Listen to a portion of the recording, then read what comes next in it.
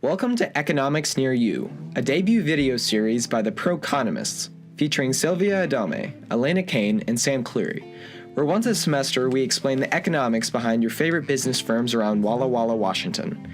Today's episode features Hot Poop Walla Walla Bing Bang, a music record store near Whitman College's campus. The store sells a wide range of products, including CDs, DVDs, vinyl, stereo equipment, t-shirts, guitars, small guitars, and even records shelving furniture. Hot Poop has been around for 43 years and is run by its founder and store manager, Jim McGuinn. As an economic class? I should have taken it. That's the first thought that comes to my mind. Is it too late to sign up? No, it's never too late. Okay, never too late. Okay. Yes. Why the name Hot Poop? It's a pun on pop music. Music that sells really well is called hot pop. But it's only popular for a short time. And then pop turns to poop. Nobody wants it. It's like, oh, it's yesterday. That was last week. Does that affect your business in any way? It does, yeah. It's a constant reminder. People really have to have it, and then they don't. The story of Hot Pop inevitably becoming Hot Poop is a perfect example of how demands of goods change over time because the buyer's tastes change. It seems having a business model selling outdated music products would not be profitable, especially in the digital age. Music streaming services like Spotify, Pandora, and Apple Music have made music available on mobile devices anywhere people go. We can only assume music streaming has harmed Hot Poop's retail business model. Like I said, with the internet, you can have it before you leave the store, so that's hard for me to compete with. Because most people can easily get their music online, retail market demand for compact disc has declined massively. CDs and music streaming subscriptions are considered substitute goods that are in competition with each other. Access to practically any song for a cheaper price.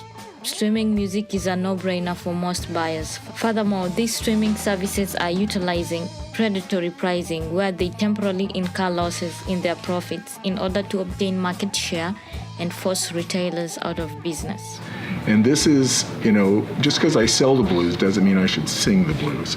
Nobody has a business that keeps going onward and onward. There's always corrections and downfalls. And downfalls, yeah. If it was real good, there'd be two across the street and one on the corner. Yeah. So If it makes you feel any better, Spotify is not making any money at all. yeah, and a lot of those do it to dominate the market and then raise. That's a business practice that I didn't learn. But I understand it, It's... We can assume that Jim's store is a firm in a competitive music retail market. This firm ought to be running a zero economic profit to stay in business. In other words, a firm's accounting revenue must be in balance with the firm's costs. There are two costs to account for in economics: explicit costs and implicit costs, which are also known as opportunity costs, which describes what other business ventures Jim would be giving up in order to run Hot Poop. Unfortunately, Jim explains how his explicit costs have been increasing. It's very hard. Even at 30%, we end up with, if we're lucky, 15 to 25. Because the bank card takes 3.5. That shipping has gone up. Costs such as sales tax, shipping, etc. have driven up the average total cost to sell music. And on top of this, the prices of his corporate competitor, Walmart, are setting the prices with its market power. And this happens every day. Most people come in with Walmart prices in mind and they want me to beat it, right? Which in the old days we used to do, but now there's a tighter margin. It's harder to do. Sure. Target had Tom Petty. Best Buy had the Rolling Stones. When they were out of it, they didn't try to get more in. Jim cited that each of these businesses, Target and Best Buy, had a monopoly on certain artists. As monopoly will sell fewer goods that the market demands for increased profit, and excess capacity of goods that Walmart could supply can cause shortages. But as these stores have already made their maximum profits, they are not incentivized to produce more goods. Hot Pop then becomes the only available retailer to satisfy the remaining demand in the market for sold-out music. In fact, Jim reports Hot Poop regularly has surpluses in its stock rather than shortages. Oh, there is nobody with that Midas touch that knows exactly how many you'll sell. Sometimes the profit is the last two that I sell. If I open one up, I've taken away a change there. And I've always got a new bill where I would be good to dump out some music, but I believe in it. You know, I think it was good, and I just think I have to hold it long enough and present it to you so you could hear it or know about it. Surpluses occur when Hot Poop buys more goods from its wholesale seller than buyers actually demand in goods in Walla Walla. As demand is difficult to anticipate in small markets, Hot Poop sees that only mainstream movie soundtracks and pop music will be high in demand. A Star is Born I is have doing. that soundtrack. You have it? Yeah. You downloaded it? Well, yeah. Yeah. Oh, I'm anticipating the Queen movie, Bohemian Rhapsody. Oh, yeah. Because that's going to have real Queen music in it. For any business, it is important to sell at a price that is sustainable in the short run, where marginal cost must exceed the average variable cost to purchase wholesale music goods. However, in the long run, prices need to be high enough so that they're at least above average total costs. If Hot Poop's prices are below average total cost for an item, in the long run, the firm should rationally shut down. However, Jim admits his decisions may not be completely rational. I try to treat people, it's the golden rule thing, I try to treat people the way I want. Although, I want everything at cost myself. Hot Poop has stayed in operation for over 40 years to this day. The business model for the store made a lot of sense before streaming competition. Firstly, Hot Poop was one of the only firms in Walla Walla selling music CDs and vinyl, as Walmart was the only real alternative. Hot Poop's large share of the local music market meant he could influence the price of his goods and make reasonable profits. This means Hot Poop had a degree of market power. Furthermore, in the age of video rental before Netflix and other video streaming services, Hot Poop also had some market power renting movie DVDs. Into video, that changed it.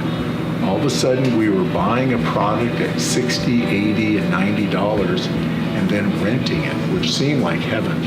It's kind of like an omelet. It's like, would you like to smell my omelet? Can I eat it? No, that's more money. You can smell it for $3.50. According to Jim, Hot Poop could buy a DVD with the rental license for $50, $60, or $80 and then rent it out. This business model meant while there would be a fixed cost for rentals, there would be no variable cost to rent out one more DVD other than the labor wages required to pay an employee to assist a customer in the transaction. But how can Hot Poop survive today? Firstly, he's selling novelty goods. But then novelties make us more money, and we have these little things over there that we make $2 on. $2 is what we used to make on records all through the 70s and some of the 80s.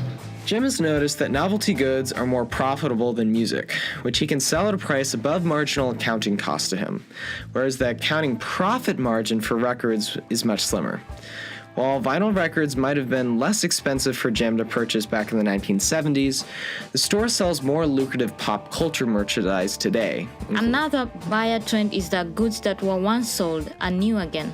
Recent statistics have shown vinyl sales have exponentially increased, raising the demand for Hot Poop's old records. Another advantage Hot Poop has is that its buyers are typically of an older generation, many of whom are not familiar with music streaming. For these buyers, Hot Poop is one of the only places to buy music. This gentleman, where do you shop at on the other side? Oh, okay. So he's forced to come here then. As new generations become native to music streaming rather than a CD player. If Hot Poop's supply stays the same, that can only mean less quantity demanded and lower prices to meet future buyers' demands. Nevertheless, the retail market stays intact partially because of the constant demand for convenient goods that are available same day for buyers. These convenient goods are considered inelastic because people are willing to pay more for an item if they can get it sooner rather than if they are required to wait. You don't know how many times people say, I don't care about the price, do you have it today? I need it for a class, I need it for somebody needed a movie, they couldn't wait till tomorrow, they had to have it by yesterday or today. Another consideration for the store's longevity is that Jim values his customers and strives to create a trustworthy brand which people can count on. He does this by giving his customers his full attention when they walk through the door. People come in now. Thanks for coming in. You going to be back later for the interview? Okay. It's better is to ask questions. What do you anticipate? What do you want to pay? They're not coming back because they saw a big ad. They're coming in because they trust me or Sure. they trust the brand. Hot Poop offers not just goods, but a service to help customers find what they need. This music consulting may be worth the extra cost of shopping local, as music streaming still feels very impersonal. However, Hot Poop does not participate in advertising, and it should be mentioned that his lack of advertising may signal to a lack of quality. If Hot Poop was such a successful business selling great product, why don't they spend capital on advertising? While Hot Poop does not engage in print or billboard ads, they do invest in printing the brand name on shirts and caps and many posters at their storefront, which I want to go to the Taylor Swift concert. If I can just sell 5 more CDs, I can buy the video and watch it at home. We're at the end of the video. Hopefully you were able to gain some insights about the economics of Hot Poop and retail music stores. The main economic principles that we covered in this video include shifts in demand, substitute goods, competitive firm behavior, implicit and explicit costs, market power, monopolies and their excess capacity, shortages and surpluses, prices in the short run versus the long run, marginal costs, average variable costs, and average total costs, firm shutdown, fixed and variable costs, profit margins, inelastic goods, in addition to brand names and advertising.